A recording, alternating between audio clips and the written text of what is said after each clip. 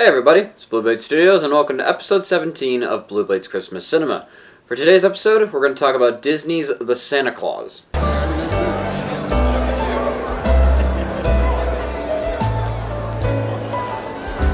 Now before I go in depth with this movie, I want to talk a little bit about my backstory with this film, of which there really isn't much.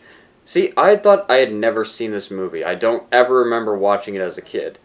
But when I was going through a bit of DVDs to see if I had any DVDs or Blu-rays of certain films that I would be talking about with this series, like I did with Elf and Nightmare Before Christmas and Christmas Vacation, I never thought that I would see this, which means I must have seen this at some point in my life, but I didn't remember it at all. So when I was watching this again for the series, I was really watching it as if it was my first time seeing it. And I gotta say, I quite liked it. But let's talk about the story. So this movie stars Tim Allen as Scott Calvin, a divorced man who is spending Christmas Eve with his son, Charlie. After Charlie wakes him up in the middle of the night, he accidentally kills Santa Claus. Wow.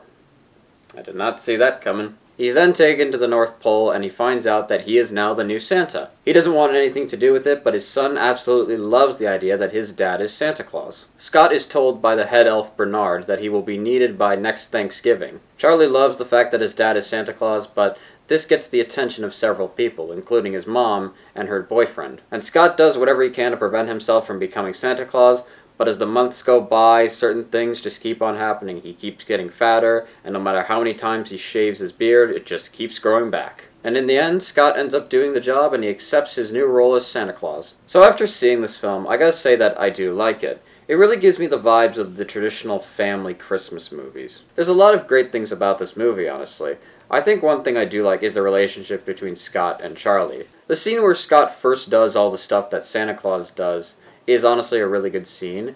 You get the sense that he really just doesn't like anything that he has to do, but he still does it for his son. It's a really good father-son relationship, and the drama with the mom and her boyfriend is also a really nice touch with this as well. It's one of the best aspects of the plot of this movie. It gives it this bit of emotion that I really like. Tim Allen did a good job in this role as well. In fact, this was actually his very first ever lead role, and it's something because for me, whenever I watch Tim Allen, I just can't help but picture Buzz Lightyear. The kid who plays Charlie is also another actor that I quite like. Sometimes kid actors are honestly not that good, but he does a really good job. The two of them acting together really does give this believable father and son bond. The opening scene also has a few things that I actually quite like. That scene also introduces the reindeer, and especially the one Comet, who is honestly kind of adorable. I like how the reindeer are actually practical effects when you see them close up, but this movie does use some CGI, and it is not the best looking CGI.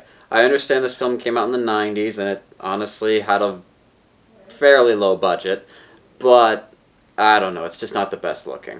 What is good looking, though, is the look of the North Pole. I really love the aesthetics of this place. There's a lot of creativity put into this world, and I really, really like it. This movie's also kind of funny, too.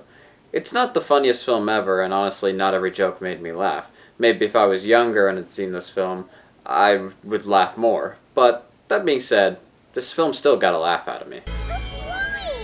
It's okay, I'm used to it. I lived through the 60s. Now, one interesting behind-the-scenes story about this movie is that Disney actually sort of broke a rule when casting Tim Allen, because in 1978, Tim Allen was arrested for drug trafficking. And one of Disney's rules is that they don't hire people who are convicts or have served in prison or anything like that.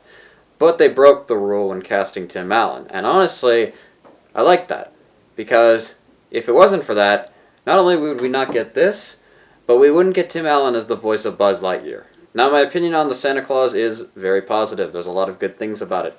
I love the look of the film. I love how it just has this charm of like a 90s Disney film. It's definitely a film for the whole family, and I think if you're like a 5-year-old or a 45-year-old or something, you'll get enjoyment out of this movie. It's really, really good. Also, if anyone is wondering, I'm not talking about the sequels. I'm only talking about this one. I've heard okay things about the second one, and a lot of bad things about the third one. Either way, I'm not going to watch them. And that was episode 17 of Blue Blade's Christmas Cinema. I hope you enjoyed it. I certainly enjoyed this one more than the last episode. But, with that being said, this is Blue Blade Studios, signing off.